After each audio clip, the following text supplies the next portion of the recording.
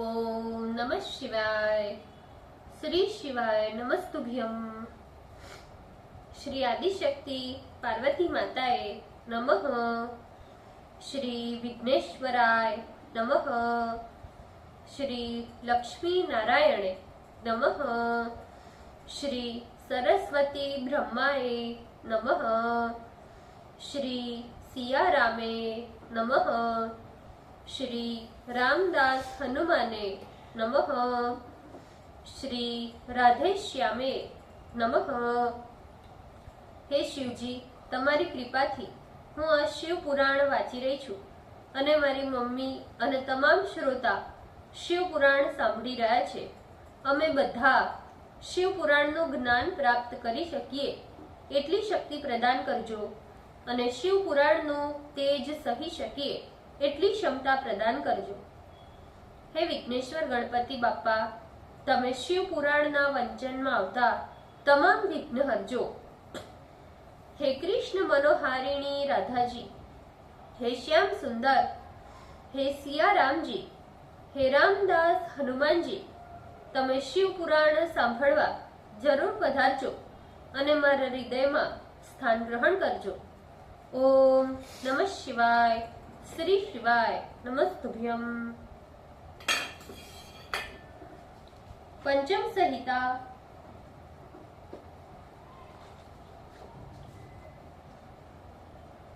सप्तचत्वारिशोम अध्याय, page number 1521।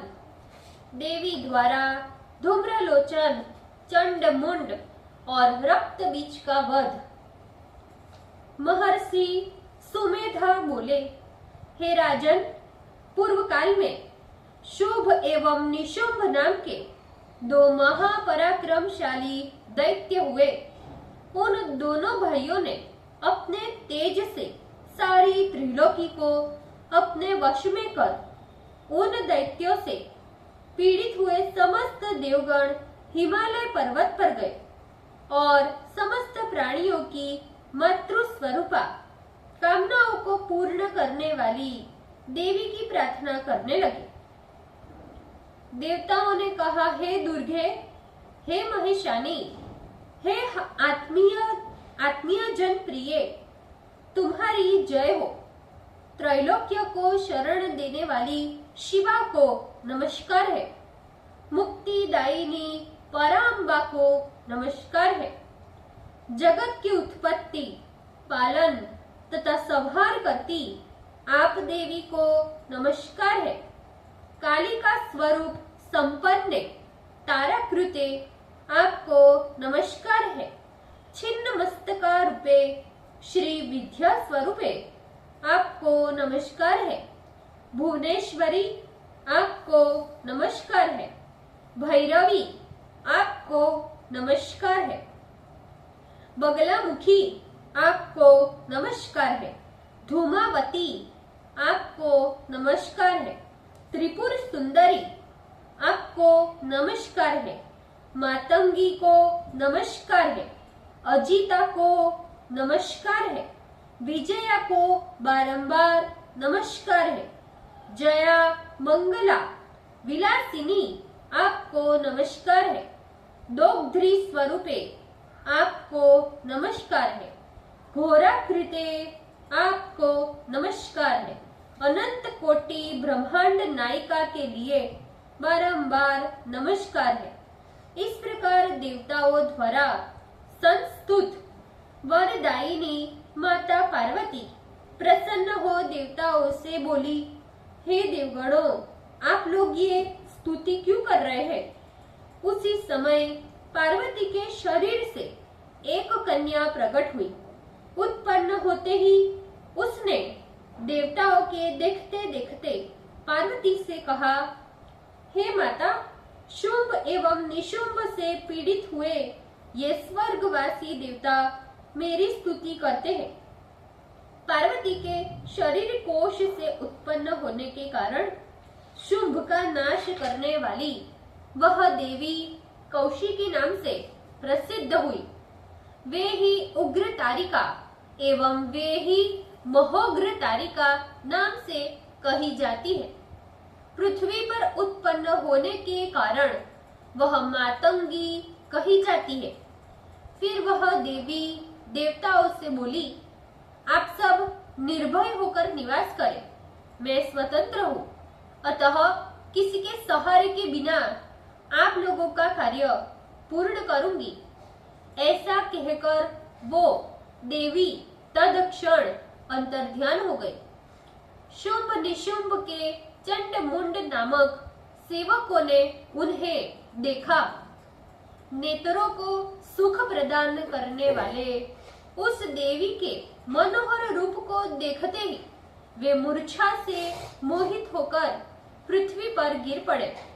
पुनः होश आने पर उन्होंने सारा वृतांत अपने स्वामी से जाकर कहा, हे राजन, हमने आज एक परम मनोहर अपूर्व स्त्री देखी है, जो मनोहर हिमालय के शिखर पर सिंहारूढ़ स्थित है।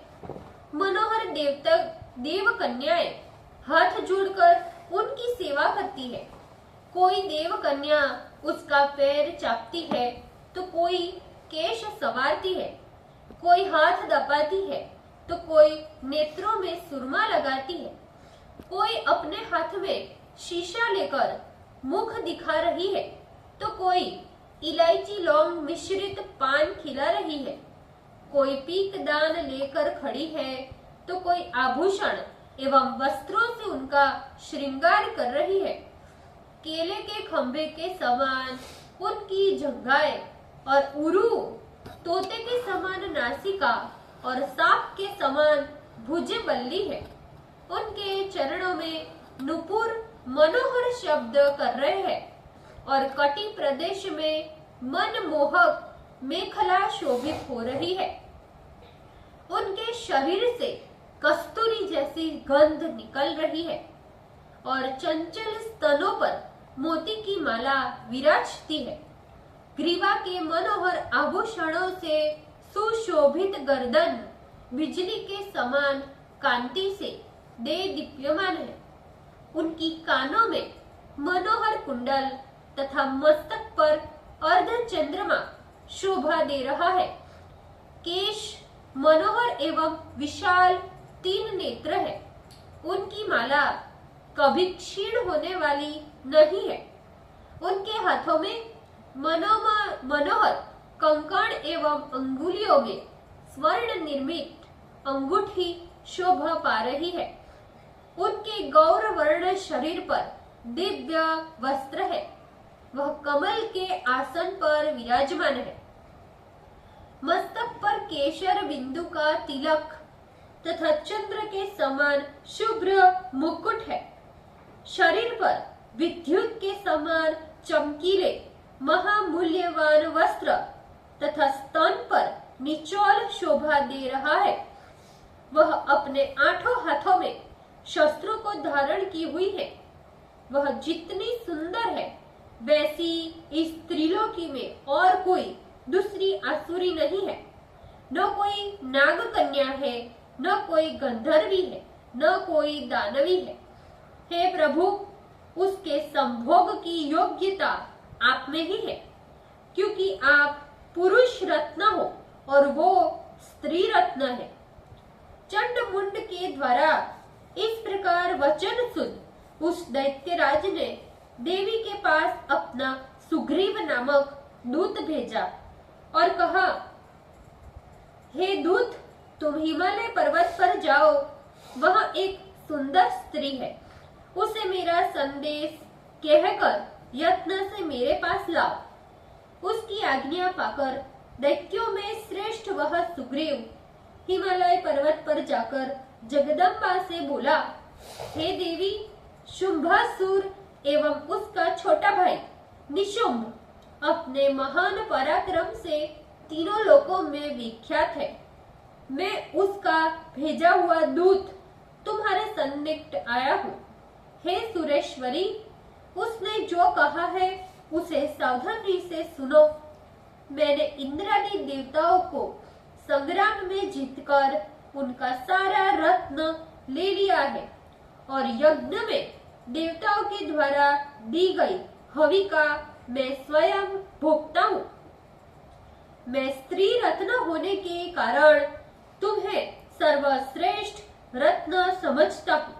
अतः काम रसास्वादन के द्वारा भोग सुख प्राप्त करने के लिए मेरे पास अथवा मेरे छोटे भाई के पास चली आओ। शुंभ के दूत द्वारा उसका वचन सुन शिव प्राण प्रिया महामाया बोली, हे दूत, तुम सत्य कहते हो। तुमने किंचित मात्र भी अनृत नहीं कहा, किंतु मैंने जो प्रतिज्ञा की है उसे सुनो। जो युद्ध में मुझे जीतकर मेरा अहंकार दूर करेगा, मैं उसे ही उत्साह पूर्वक पति रूप में वरण करूंगी, किसी और को नहीं। ये मेरा दृढ़ निश्चय है। इसीलिए तुम जाकर मेरा वचन शुंभ एवं निशुंभ से कहो। इस विषय में वह जैसा उचित समझे वैसा करे।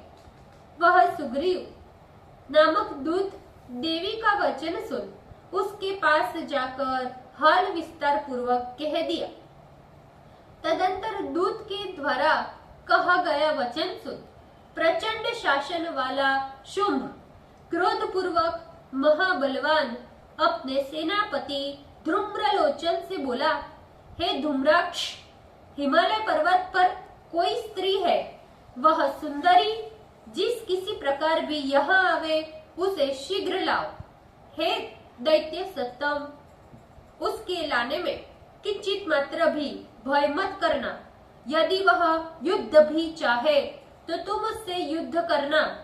शुंभ की ऐसी आज्ञा पाकर वह धूम्रलोचन दैत्य हिमालय पर जाकर भुवनेश्वरी उमा के अंश से उत्पन्न हुई त्रिलोक स्वामिनी अंबिका से बोला, हे देवी, तुम हमारे स्वामी के पास सीधे सीधे चली आओ, नहीं तो हे नितिम्बिनी, मैं 60 सहस्त्र सैनिकों के साथ आया हूँ, तुम्हें नष्ट करके जाऊंगा। देवी बोली, हे दैत्यराट वीर, यदि तुम इसीलिए ही यहाँ आए हो तो मुझे मार कर ले ही जाना चाहते हो तो मैं तुम्हारा क्या कर सकती हूँ, किंतु युद्ध के बिना मेरा वहां जाना असाध्य ही समझो। देवी के द्वारा इस प्रकार कहे जाने पर वह धूम्रलोचन बड़ी शीघ्रता से देवी पर झपटा, किंतु महेश्वरी ने हुंकार उच्चारण मात्र से उसे तत्क्षण भस्म कर दिया। इस प्रकार धूम्राक्ष के मारे जाने पर देवी स्वयं लोक में धूमावती नाम से विख्यात हुई, जो आराधना करने पर अपने भक्तों के शत्रुओं का नाश करती है। तदंतर क्रुद्ध हुई देवी के वाहन सिंह ने समस्त राक्षसों का भक्षण कर दिया। जो शेष बचे वे जहां तहां भाग खड़े हुए। देवी के द्वारा धूम्रलोचन का वध सुन वह प्रतापी शुंभ दैत्य अपने दोनों ओठों को चबाता हुआ अत्यंत क्रोधित हो गया। फिर उसने क्रम से चंडमुंड और रक्त बीज नाम के दैत्यों को भेजा। उसकी आज्ञा पा वे दैत्य वहां गए जहां देवी स्थित थी।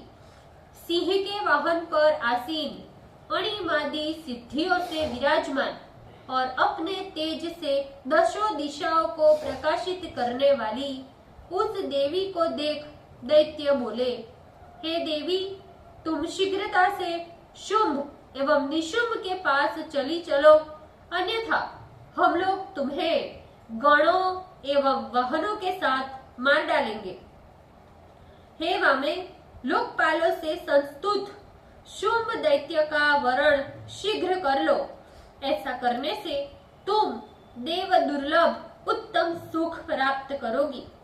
उनका ऐसा वचन सुन वह परमेश्वरी देवी हंसकर सत्य सत्य मधुर वचन बोली, जो अद्वितीय महेशान परब्रह्म एवं सदाशिव कहे जाते हैं, जिन्हें तत्वतः वेद भी नहीं जानते, फिर विष्णु आदि देवता की तो बात ही क्या।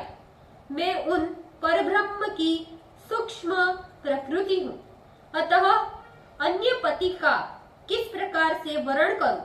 भला काम पीड़ित सिंहनी कभी गीदड़ का या हाथीनी गधे का एवं व्याघ्री खरगोश का वरण कर सकती है? हे दैत्यों, तुम लोग काल सर्प से ग्रस्त हो, झूठ बोलते हो। शीघ्र ही पाताल चले जाओ अथवा शक्ति हो तो युद्ध करो। देवी के क्रोध युक्त वचन सुनकर वे परस्पर कहने लगे, हे देवी, अब तक हम लोग अबला समझकर तुम्हारा वध नहीं करना चाहते थे। यदि तुम्हारा विचार शिवजी में ही स्थिर है और तुम मन से युद्ध की लालसा रखती हो तो आओ। इस प्रकार विवाद करते दोनों में कलह की मात्रा बढ़ गई और दोनों ही एक दूसरे के दल पर तीव्र बाणों की वृष्टि करने लगे।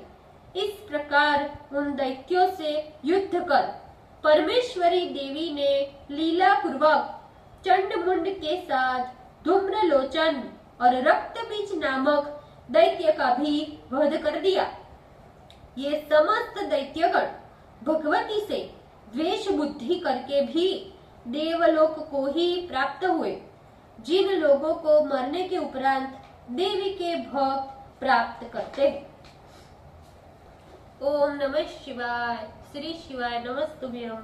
भूल चूक माफ करजो शिवजी, कृपा रखजो। આજના શિવપુરાણના વંચનનું પુણ્ય મને પ્રદાન કરજો શિવજી। ઓમ નમઃ શિવાય। શ્રી શિવાય નમસ્તુભ્યમ।